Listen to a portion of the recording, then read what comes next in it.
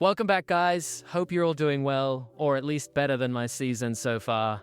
Game week 3 is done and dusted, and let's just say it wasn't exactly the bounce back I was hoping for. Another disappointing score, another red arrow, and at this point, I'm starting to think my team is allergic to green arrows. But hey, that's FPL. It's a marathon, not a sprint. Although right now, it feels more like a slow jog uphill with bricks in my backpack. But we move. It's still early days, no need to panic just yet, even though, I'll be honest, it is getting a little frustrating watching everyone else fly while I sink like a stone. Still, the international break is behind us, the transfer window's shut, and now we can finally settle in and make some proper decisions. In today's video, we're going through my Game Week 4 Team Selection. I'll run you through the starting 11, the bench, the captaincy, and a few thoughts on potential transfers.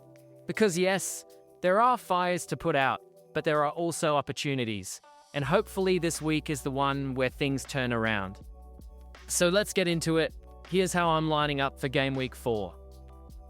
Alright, let's kick things off at the back. In goal, we've got Robert Sanchez, away to Brentford. And look, say what you want about Chelsea, but Sanchez has been quietly ticking along with those clean sheets. Brentford away isn't the easiest fixture. They're usually good for a goal, especially at home, but Chelsea's defense is settling in. And if they can keep their shape, there's every chance we come away with another solid 6-pointer here. It's not the most exciting pick, but then again, when has a goalkeeper ever been exciting? The best we can hope for is 6 points and a couple of bonus system crumbs if the algorithm feels generous. Now, on to the defense. First up, Joachim Andersen, at home to Leeds. That feels like a really solid fixture. Leeds have looked a bit toothless in attack so far, and Andersen's been putting in consistently good performances. He's a bit of a set-piece threat as well, so you always have that slim chance of attacking returns on top of the clean sheet potential. Honestly, if you're looking for safe, steady points this week, he's one of the best picks in my backline. Next to him, we've got my gem from earlier this season, Chris Richards, at home to Sunderland. This is one I'm quietly excited about. Sunderland may have been good in the opening fixtures, but Palace looks extremely disciplined at the back. On paper, this is one of those fixtures where you almost expect the clean sheet, which of course means FPL will probably find a way to ruin it. But Richards offers such good value that even when things don't go perfectly, you don't feel too bad. I'll happily back him here. And finally, we've got the Chelsea double-up with Marc Cucurella. Look, doubling up on a defense is always a little bit nervy because one scrappy goal and suddenly you're staring at a 2-pointer from both players. But with Cucurella, you're not just banking on clean sheets. He's been getting forward, looking lively, and he's got a decent chance of attacking contributions on top. Brentford are not the worst side in the world, but if Chelsea stay organised, I can see points here. So overall, I'm feeling pretty confident about the defence this week. No transfers needed here, no fires to put out. It's probably the most stable part of my squad right now, which is both reassuring and terrifying, because it means everything else could still collapse around it. But hey, we take the wins where we can get them. Alright, let's move into the midfield, where things get a bit more uncertain. First up, we've got Matheus Cunha. Now, United play City away this week, which on paper isn't exactly the fixture you circle as a points haul. But here's the thing. City's backline has looked surprisingly shaky when they're up against teams who can counter quickly. And if there's one thing United can do, it's run fast into space behind the defense. Whether they actually finish the chance is another matter, but at least the opportunity is there. The problem, of course, is Cunha is still flagged. He limped off last time out, and there's no guarantee he's fit. So, depending on what the injury updates say, this might turn into a transfer out.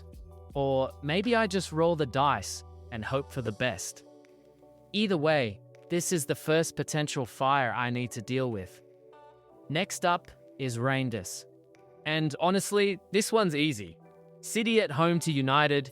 If there's ever a time to play him, it's now. United's defense leaks like an old roof in a thunderstorm, and that's being kind. He started the season strong even though last week was underwhelming. This is a good chance to evaluate him further without rushing into a transfer. No brainer, he stays in the 11. Then we've got Cody Gakpo. Away to Burnley this week, which is a fixture you have to like. Burnley haven't exactly looked solid at the back, and Liverpool always carry threat, even if it's been a bit patchy so far. There's no need to transfer Gakpo out yet, unless we see his minutes threatened or his form drops completely. For now, I'm sticking with him.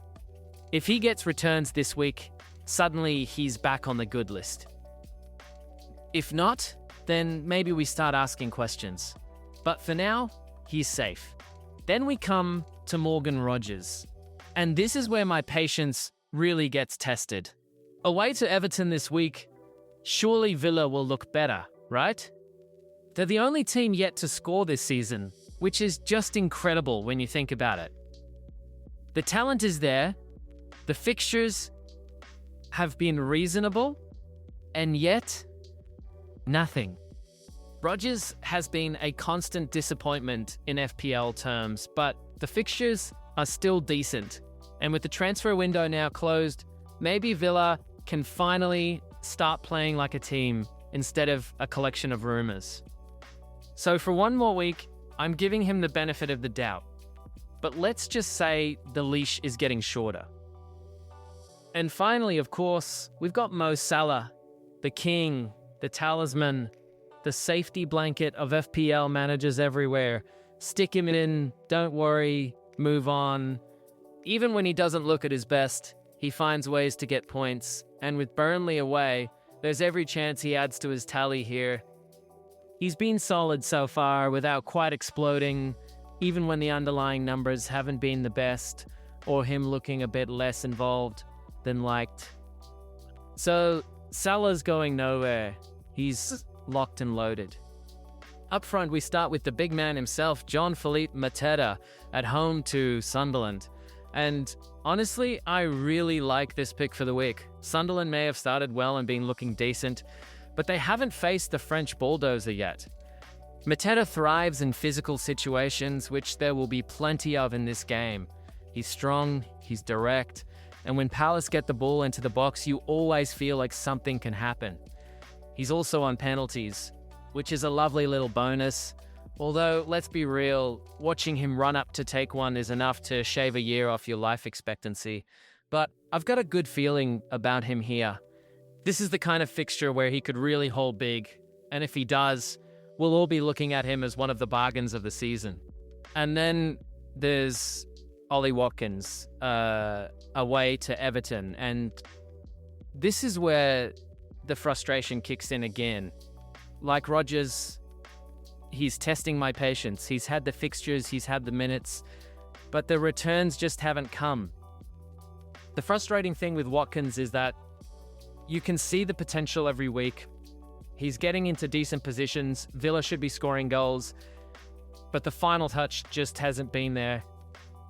Everton away is a good fixture on paper. They're not exactly watertight at the back, so this really has to be the week he delivers, because if he doesn't, then it's going to get very difficult to justify keeping him.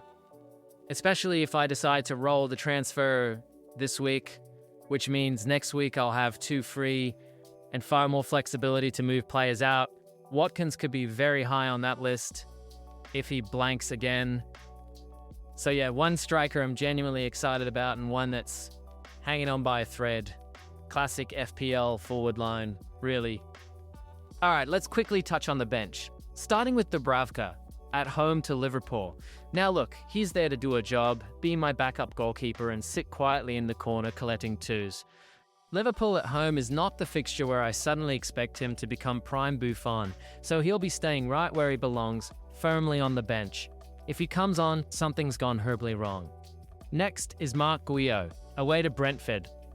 Now here's the issue with him. As a 4.5 striker, he's basically there to free up funds, but at the same time, if he's never going to get meaningful minutes for Chelsea, then at some point he becomes a transfer headache. Right now he's harmless enough sitting there, but long term I might have to move him on for someone who at least gets off the bench before the 85th minute. Then we've got Nikola Milenkovic at home to Arsenal. This one's interesting. With Ange Postecoglou now in charge at Forest, they're expected to be a lot more attacking, which is great for neutral fans and probably even for FPL attackers. But for defenders like Milenkovic, it might spell trouble. He's already burned me once, and against Arsenal, I'm not expecting much at all. He's benched, and quite happily so.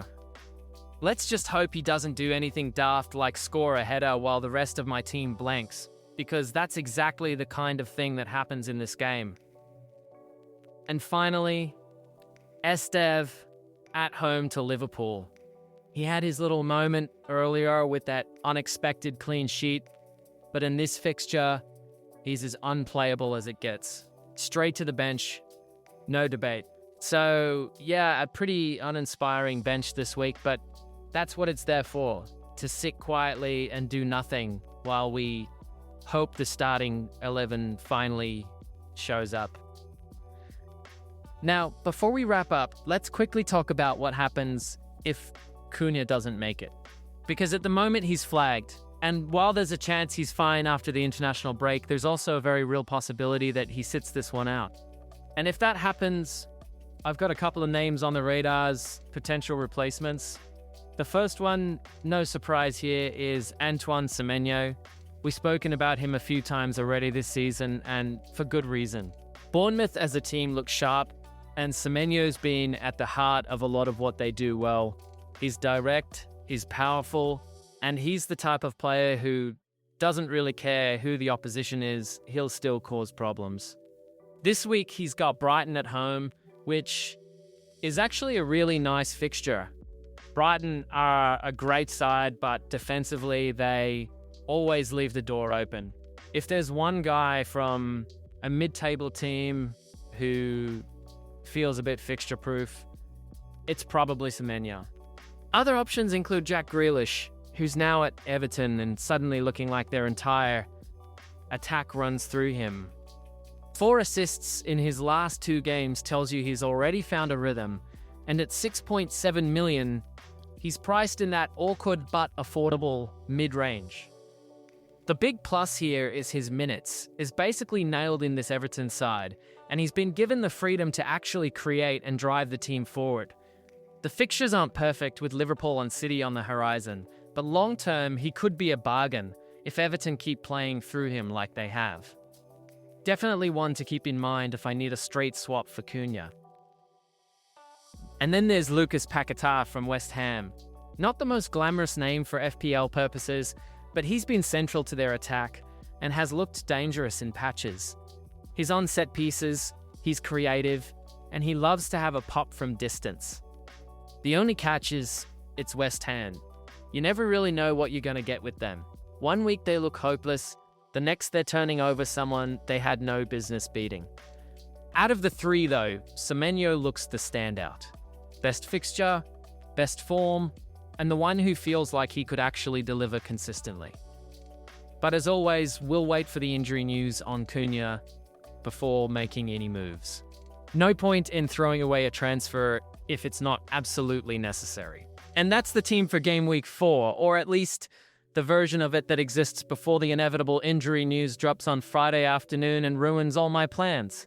At the moment, the backline looks solid, the midfield's hanging on by a thread, and the attack is basically Mateta carrying Watkins on his back. Classic FPL squad balance, really. The big decision is still Cunha. If he's fit, great, we roll. If not, well, Semenyo, Grealish, and even Paquetá are all sitting there ready to tempt me into another transfer I'll probably regret in a week's time. That's the beauty of this game. Constant tinkering, constant frustration, and the occasional green arrow to keep you hooked. Anyway, that's enough from me. If you enjoyed the video, make sure to hit the like button, subscribe to the channel, and turn on notifications so you don't miss the next one.